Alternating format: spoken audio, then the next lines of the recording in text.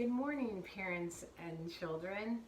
It is spring, so there are so many fun activities you can do for spring. So I'm going to start off by showing you my Mother's Day flowers. So spring is a big time of flowers. Here's some of my Mother's Day flowers. And I don't know if you can tell, but they're starting to die. They're starting not to look as good as they did. So the other day I was picking them up and I just did this and all the petals started falling and I'm like, oh no, I'm gonna have to throw these away. But then I just started to think, what could I do with these?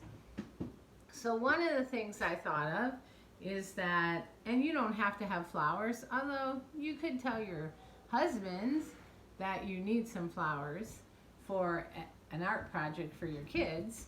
That might get you somewhere.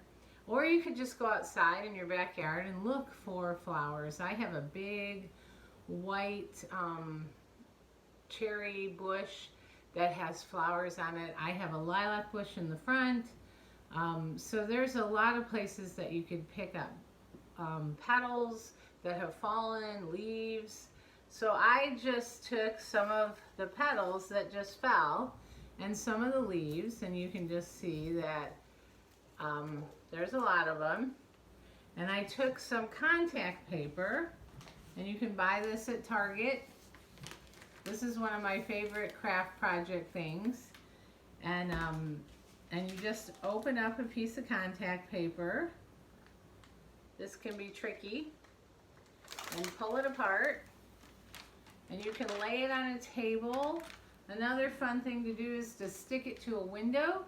I've done that before, where you stick it to a window backwards like this, but then have your kids stick flowers on it. So you take, I cut off one of my daisies, so you can put that on there. I've got all these petals. I can just drop them on there.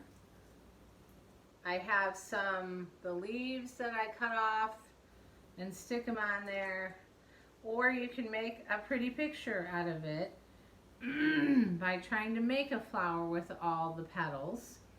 This is a good time to talk about colors, count petals. So just on this I've got pink and purple and green and white and yellow on my contact paper. And then you just take your contact paper and you just fold it over, or you can cut another piece and put it on top. Folding it over is an easy thing to do with toddlers. With older kids, they can put another piece on top. And then you've got a nice spring picture that you can put on your fridge. Another thing you can do is you can just grab some water and do some floating, where you just float some of your petals on the water. See if any of them sink or float, or what happens to them when they're in the water for a little bit. Do they get soggy? Do they revive a little bit? What happens? So there's a lot of science stuff you can do.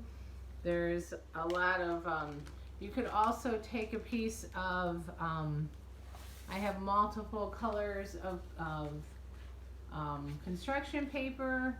You can also just pick a piece of that, a color, and glue them with a glue stick or with Elmer's glue, and just have the kids create a nice, nice picture glued. You could make these into cards that they could give to a friend or a relative and encourage somebody. So there's a lot of things you can do with flower petals or old flowers that you're about to throw away. Have a nice day trying some of this.